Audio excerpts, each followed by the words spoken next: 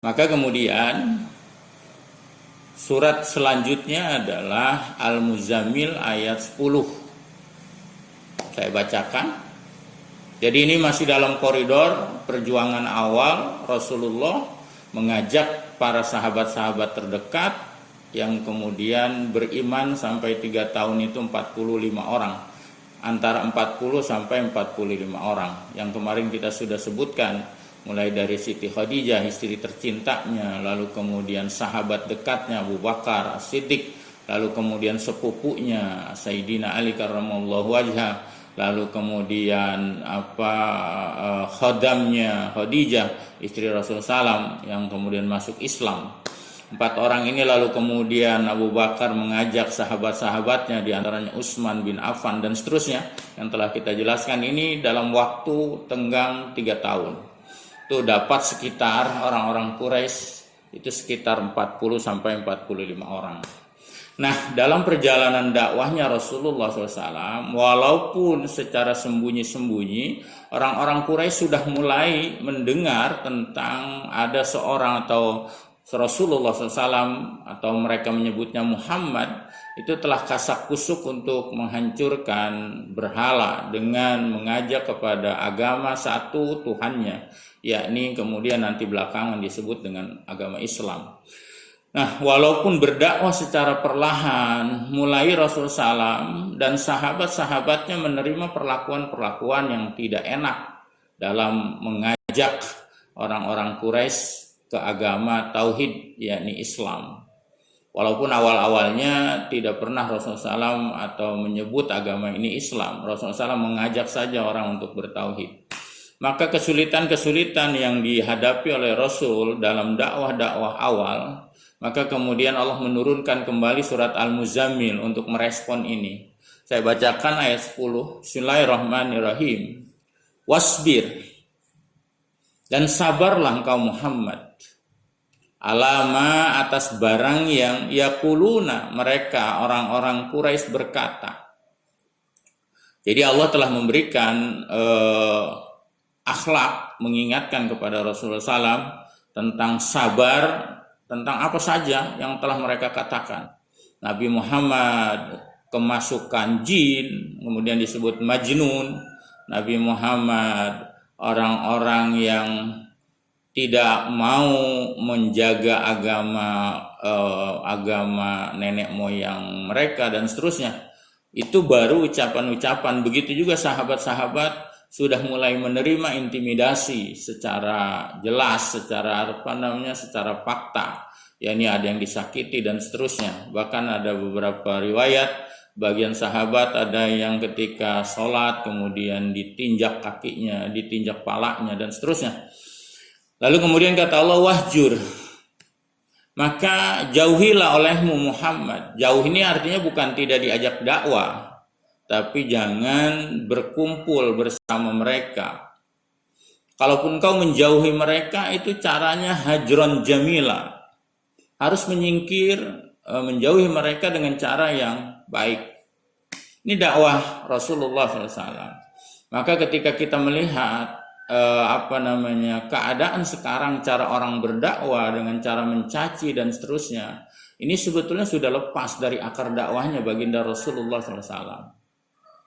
Beliau disakiti dengan orang-orang Mekah dengan ucapan-ucapan, tapi Allah mengatakan wasbir, bersabar engkau Muhammad. Bahkan kalau engkau mau menyingkir, wahjur, maka engkau menyingkir dengan cara yang hajron jamila, menyingkirnya dengan cara yang bagus. Ahli-ahli tafsir mengatakan apa itu menyingkir dengan cara yang bagus? Itu yang kira-kira orang ketika kita menjauhi dari mereka, mereka tidak merasa tersinggung dengan menjauhinya kita. Inilah persoalan yang begitu sangat luar biasa. Allah mengajarkan baginda Rasulullah SAW. Ketika kita menyingkir lalu kemudian kita mencaci maki mereka, tentunya mereka tidak akan menerimanya. Nah, Rasulullah Allah mengajak atau menyuruh Rasulullah SAW dengan cara menyingkir yang mereka tidak tersinggung. Padahal jelas-jelas orang-orang Quraisy Mekah itu menyakiti beliau.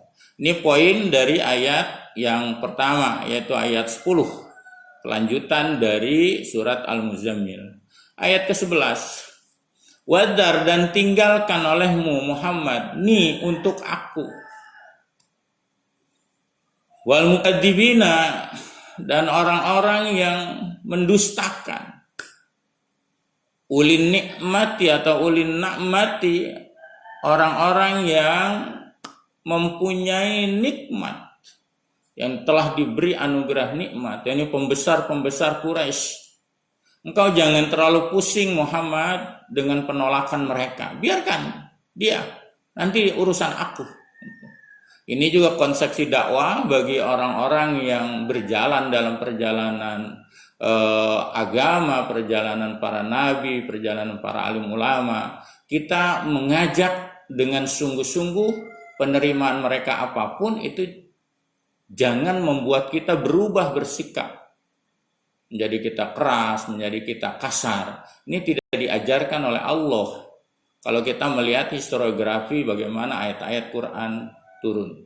Dan ini berlaku kepada siapa saja. Maksudnya berlaku kepada siapa saja itu, ini berlaku bukan hanya untuk orang awam, tapi orang yang pinter pun ketika dia berdakwah, maka ada aturan mainnya. Wa mahilhum qalila. Wa mahil, dan tangguhkan olehmu Muhammad hum kepada mereka qalilan, sedikit saja. Ya, ahli tafsir mengatakan sebagian bahwa menangguhkan itu jangan buru-buru engkau meminta mereka disiksa oleh Allah. Jadi engkau coba sabar Muhammad, ajak mereka dengan walaupun begitu sangat luar biasa penolakan mereka, beri tangguh mereka, beri kesempatan dia. Wa mahilhum qalila. Jangan kau terlalu cepat meminta siksa kepada mereka. Maka nanti kita melihat dalam perjalanan baginda Rasulullah SAW, Rasulullah SAW itu tidak pernah meminta disiksa kaumnya, yakni orang-orang Quraisy Mekah. Bahkan ketika baginda Rasul setelah beberapa lama berdakwah, lalu kemudian pindah ke Taif berdakwah, anak-anak muda kemudian melempari Rasulullah SAW sampai Rasulullah SAW berdarah-darah. Malaikat Jibril turun untuk membinasakan mereka. Kata Rasulullah SAW sederhana ngomongnya, jangan. Mereka tidak tahu melakukan itu. Mereka tidak paham. Makanya aneh kalau sekarang misalkan sebagian pendai gerasa gerusu, dikit-dikit dilaknat, dikit-dikit. Ini tidak sesuatu yang diajarkan oleh Rasulullah. Bahkan Allah mengatakan wa mahilhum, tangguhkan kau, beri kesempatan dia Muhammad untuk mudah-mudahan dalam perjalanannya dia mendapat hidayah lalu kemudian menjadi beriman qalilan, walaupun itu diberi kesempatan sedikit. Nah, itu ayat 11. Apa yang disiksa mereka itu? Penyiksaan apa? Innaladaina ankalan wa jahima. Buat orang-orang yang mendustakan Rasulullah SAW disuruh untuk menangguhkan, memberi kesempatan di dunia ini.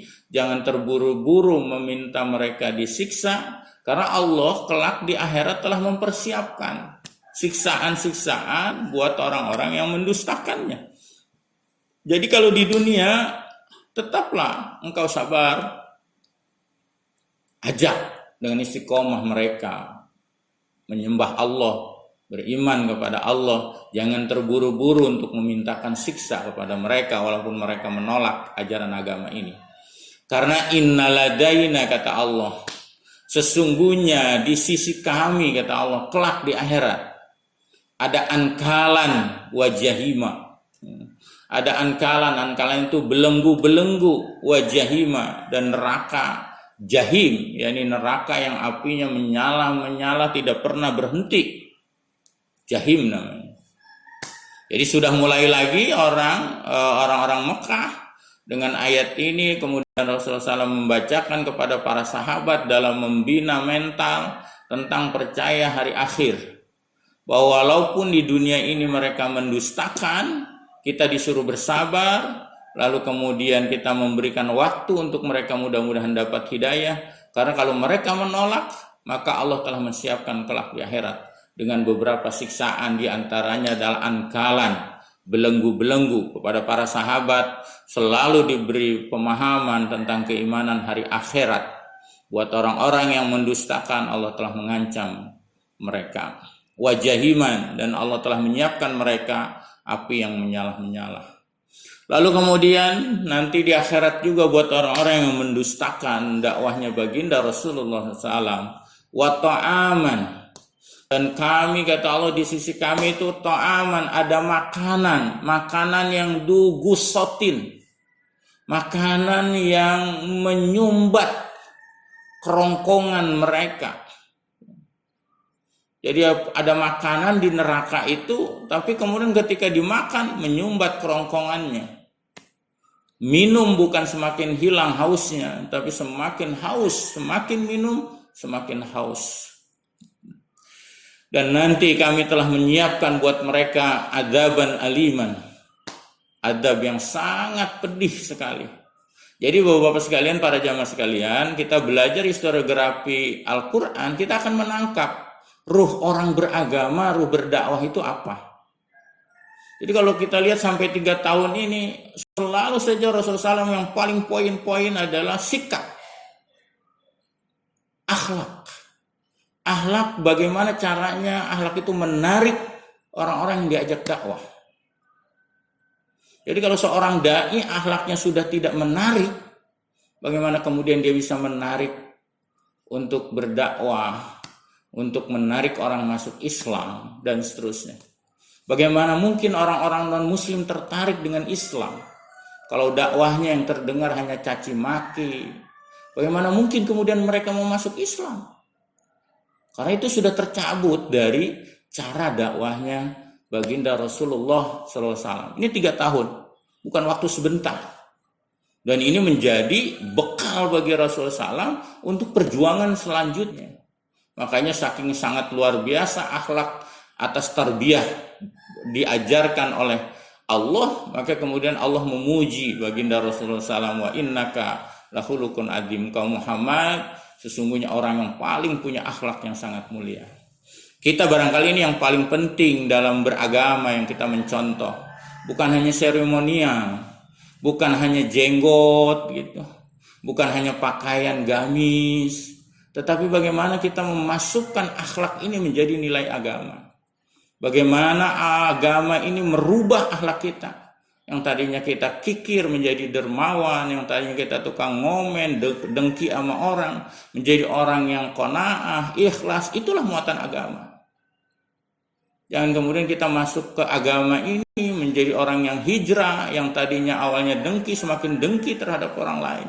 Ini ajaran-ajaran yang tidak diajarkan oleh baginda Rasulullah SAW dengan ajaran Al-Quran. Ayat 14. Yauma, yakni pada suatu hari di mana tarjufu, berguncang apa, al-ardu, bumi, wal jibalu, dan gunung-gunung. Mulai kemudian Allah terus memperkenalkan tentang hari akhirat. Ini adalah sebuah kejadian awal tentang kiamat, penghancuran alam semesta ini. Nanti ayat-ayat selanjutnya Bapak-bapak sekalian, sampai 5 tahun kemudian Rasulullah SAW itu berdakwahnya meyakinkan orang tentang kehidupan akhirat. Nanti ada surat Al-Lail, banyak sekali, surat As-Sams. Jadi berbicaranya tentang akhirat, berdakwah akhlak yang menanamkan tentang keyakinan akhirat. Yauma, pada hari tarjufu, berguncang apa, al-ardu, bumi, wal jibalu, dan gunung-gunung. Wakanat, dan ada apa, al-jibalu, gunung, itu kasiban, seperti tumpukan-tumpukan pasir mahilan yang ringan, yang berterbangan. Allah mulai memberikan gambaran apa itu yang disebut dengan kiamat, pengrusakan alam semesta. Itu bumi, kemudian gunung berguncang. Dan gunung itu seperti kasiban, hamparan-hamparan pasir yang ditiup angin lalu berterbangan. Itu gunung nanti ketika hari kiamat. Bagaimana manusia? Nggak usah diomongin manusia mah. Manusia mah ketika gunungnya sudah tercabut berterbangan, manusia ya sudah seperti apa? Seperti kapas. Kalau dalam surat Al-Quran ayat ke-15. Maka kemudian Allah, inna arsalna, sesungguhnya kami telah mengutus, ilaikum, kepada kalian, rasulan. Ini legitimate awal kepada para sahabat Rasulullah dan orang yang beriman, Allah telah melegimit dengan firman-Nya bahwa Nabi Muhammad itu Rasul. Bukan hanya klaim kepada dirinya. Kita mudah mengklaim saya Rasul, saya Nabi, tapi mana legitimasi Tuhan terhadap kenabian dan kerasulan dia? Kalau Nabi Muhammad, legitimasi kerasulan itu dari sejak awal dalam surat Al-Muzammil sudah diketengahkan oleh Allah. Jadi orang silahkan saja boleh mengaku Nabi, mengaku Rasul, tapi legitimasi ilahiyahnya mana? Legitimasi dari Tuhan mana? Kalau Rasul salam, jelas dalam surat Al-Muzammil, kata Allah, Inna sesungguhnya kami arsalna, kami telah mengutus ilaikum kepada kalian rasulan, seorang rasul, sebagai syahidan, sebagai saksi alaikum atas kalian. Kama sebagaimana arsalna telah kami mengutus ila fir'auna kepada Fir'aun rasulan, seorang rasul, yakni Nabi Musa alaihi salam. Karena kebiasaan orang-orang Quraisy Mekah berbisnis bahkan sampai jauh ke negeri-negeri yang jauh, mereka sebagian mendengar cerita-cerita tentang Fir'aun. Maka Allah kemudian memberi juga tentang pengetahuan mereka diiringi. Ketika Fir'aun, maka kemudian ada Rasul juga, yakni Musa namanya. Maka begitu juga Muhammad. Kami mengutus dia untuk kalian orang-orang Quraisy Mekah, sebagaimana kami telah mengutus Musa kepada Fir'aun. Ayat 16. Masih kemudian dilanjutkan tentang Fir'aun. Fa'asa, maka durhaka siapa Fir'aun ar-rasula kepada Rasul, yakni Musa alaihissalam. Fa'akhadna, maka kemudian kami siksa Fir'aun akhdan wabilan, dengan siksaan yang sangat berat. Ayat 16. Ayat 17. Fakaifa tattakuna in kafartum yauman yaj'alul wildani siba. Telah Allah menyisipkan dua ayat bercerita tentang Fir'aun dan Musa karena ingin memberikan legitimit bahwa Muhammad pun sama seperti Musa, menjadi seorang nabi dan rasul. Maka kemudian Allah menjelaskan lagi masih tentang hari kiamat. Bagaimana hari kiamat itu sangat luar biasa dahsyatnya. Fakaifa, maka bagaimana, ayat 17, tatakuna, kalian bisa tatakun, menjaga diri kalian, in kafartum, jika kalian kafir, yauman, akan suatu hari, yang kemudian ahli tafsir mengatakan hari kiamat, di mana pada hari kiamat kalau terjadi itu yaj'alu, telah jadi apa, al-wildan, anak-anak, siban, beruban. Saking dahsyatnya hari kiamat, anak-anak pun saking takutnya bisa jadi ubanan. Ini bukan fakta ya, ini hanya majaz. Saking begitu dahsyatnya orang tentang hari kiamat. Jangankan orang yang tua, anak muda pun, anak-anak kecil, kalau mengalami tentang kiamat, saking takutnya, yang tadinya rambutnya hitam bisa menjadi putih. Itu ayat 17. Ayat 18. Pada hari kiamat, as-sama'u, langit itu munfadirun bihi, terpecah belah dengan hari kiamat. Dari hari kiamat itu kelak, kalau sudah langit terpecah belah, karena dan ada wa'duhu, janji Allah itu maf'ulan, pasti dilaksanakan, bahwa nanti kalau kiamat akan A, B, C. Ketika hari kiamat pasti itu akan terjadi. Matahari, bulan dan seterusnya akan rusak, kemudian akan berterbangan dan seterusnya. Dan 19, kata Allah, inna hadhihi, sesungguhnya ini adalah tadkiratun, sebuah peringatan. Paman, maka siapa orang sya'a, yang dia menghendaki, ittakhadha, dia akan mengambil ila rabbihi sabila, kepada jalan Tuhannya. Mulai kemudian Rasulullah SAW aturan berdakwah. Ini kalau bahasa ayat yang lainnya, lakum dinukum waliyadin. Jadi Rasulullah SAW dikatakan, ini semua ayat-ayat yang keluar ini adalah tadkirah, Rasulullah SAW memberikan kepada sahabat, tidak ada paksaan. Ini adalah peringatan, kalian renungkan, kalian hayati. Maka kalau faman sya'a, kalau ada orang yang mau, silakan saja. Yang menolak pun silakan saja. Ittakhadha, orang yang mau akan mengambil ila rabbihi, kepada Tuhannya sabilan, jalan. yakni mau beriman. Mau beriman, mau ingkar, terserah saja. Saya hanya sebagai basyiran wa nadhiran, memberi kabar gembira dan memberi peringatan. Dan ayat-ayat ini sebagai tadhkirah, peringatan kepada setiap orang. Telah saya menyampaikan demikian, kata Rasulullah SAW, terserah Anda.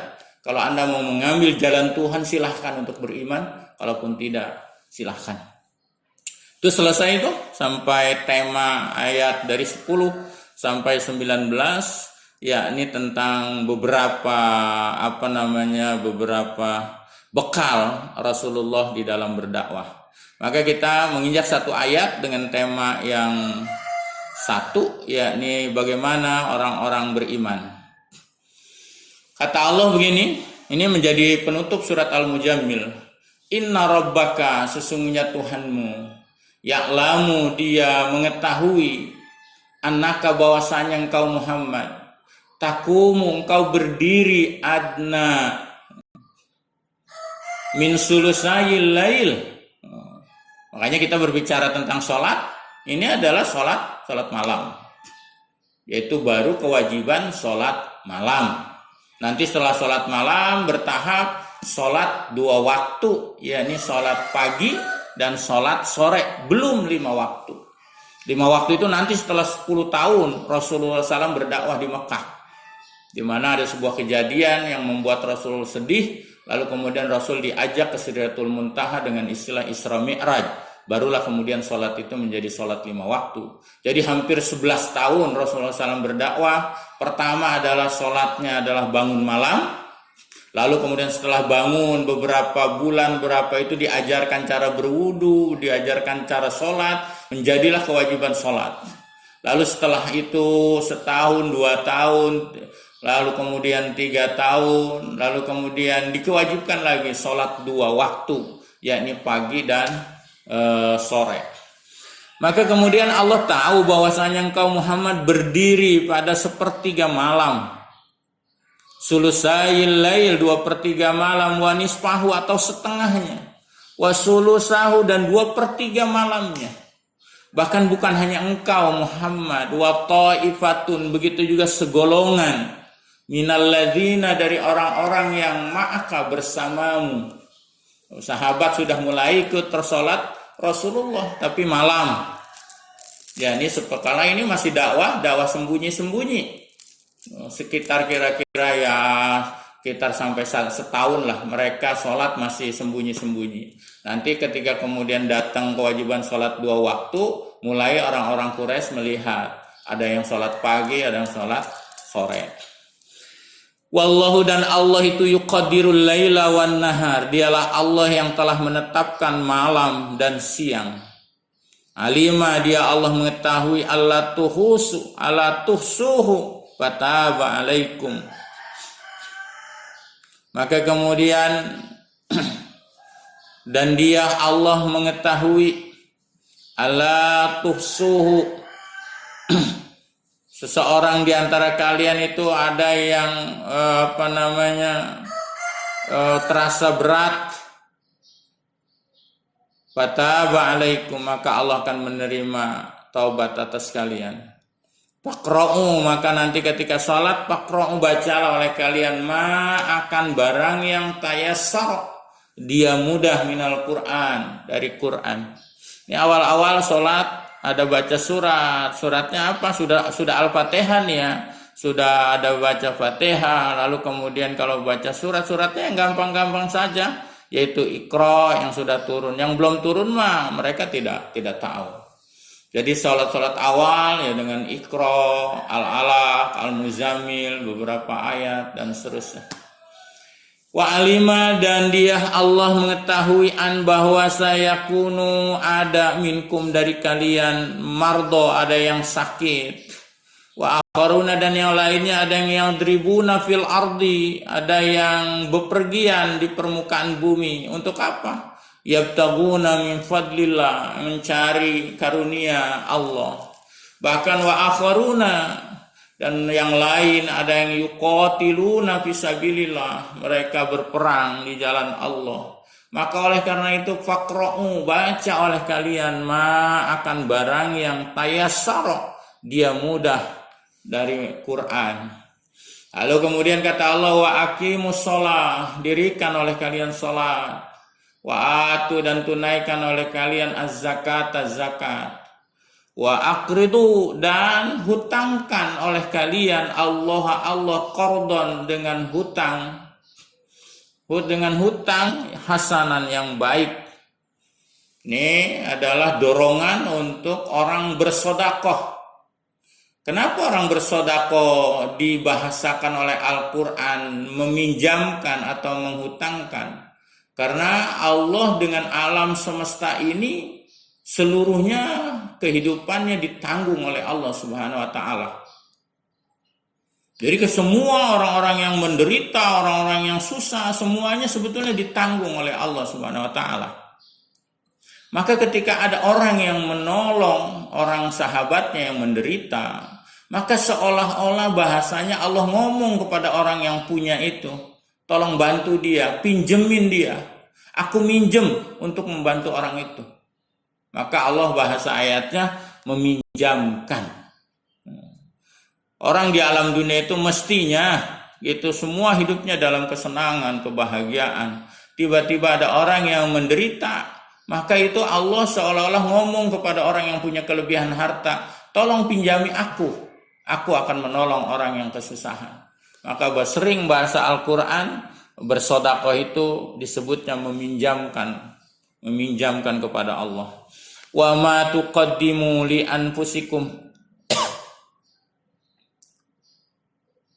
dan apa saja yang kalian lakukan itu li anfusikum, kebaikan buat diri kalian, min khairin, dari perbuatan baik yang kelak di akhirat tajiduhu, kalian akan mendapatinya, indallah, di sisi Allah, huwa, dia, khairan wa a'dhama ajron, dialah ya Allah yang akan memberikan balasan yang lebih baik dan lebih besar. Wastaghfirullah, dan minta ampunlah kalian kepada Allah.